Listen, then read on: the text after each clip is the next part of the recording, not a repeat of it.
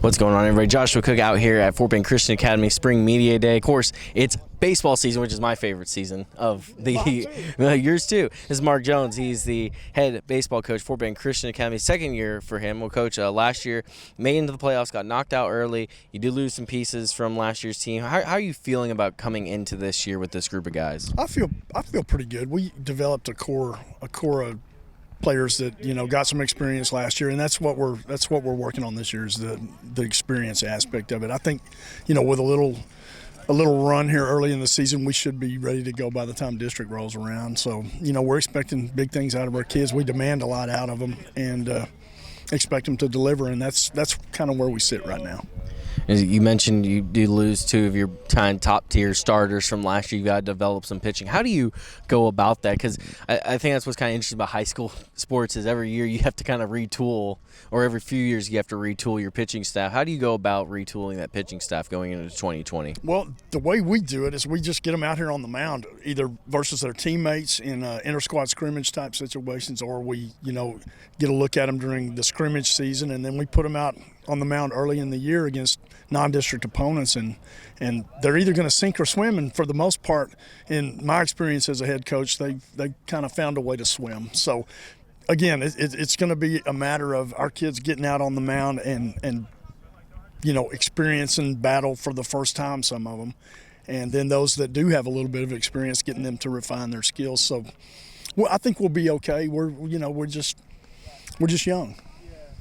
Talk about at the plate. Do you bring some big bats back this year? What's your feeling about the lineup part of it? I really am excited about our offense. We've had kind of a struggle here the first two ball games of the year, but we expect that to turn. The pitchers are a little bit ahead early in the year of the hitters, and we found out this week that's kind of where things are. Although we're making pretty decent contact, we're putting the ball in play, and we think some of those struck balls are going to fall for us later on in the year. Who are some guys that people need to watch out for on this team when the season's end? That could be all district, MVP kind of caliber guys. Sure. Well, I've found in this league, even newcomers can be an impact player, and we've got several of those. Had one last year. Our shortstop, Jordan Kelly, made all-district coming in after his freshman year at Ridge Point. He came to us as a sophomore and made all-district, as a shortstop for us. He's one that we're relying on heavily.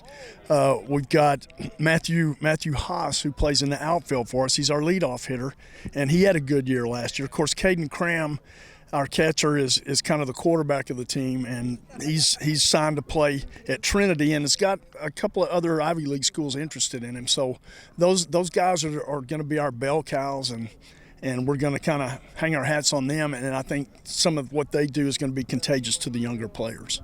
You mentioned you've been a head coach for over 20 years around the city, around the state of Texas. How much fun do you have doing this? I mean, this has got to be fun coming out to the ballpark. This is your office every day. Oh, absolutely. This, to me, is the best game there is to teach how to deal with adversity. And me and the staffs that I've been on have preached that to kids since I got into this business in 1985, is teaching young people how to deal with adversity, because in life they're going to have to deal with things on an everyday basis that are not going to be pleasant for them. And baseball is really good about that, because from an offensive standpoint, even the best players in the world fail 70% of the time. And if we can get our kids to buy into looking at failure as an opportunity to succeed and not think of it as, well, I've failed, and not climb back on the horse and ride again, then we kind of missed the boat. But that's what we try to teach our kids, is how to deal with that adversity, which in turn leads them to be better people in life. Finally, when this season's all said and done, what are going to be some of the boxes that you want to see checked off as goals for the year?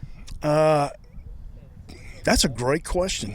I expect our kids to behave in a way that makes their Lord and Savior proud of them. I know if they do that, then I'll dang sure be proud of them, and makes mom and dad proud of them, and our school proud of them. So that's the main box that I look for is can we do things in a way that make people that we represent proud of us? And that's the bottom line for baseball here at FBCA. All right, well, FBCA baseball, they will be a team to watch. That's Mark Jones. He's the head coach. These Eagles are ready to fly into 2020.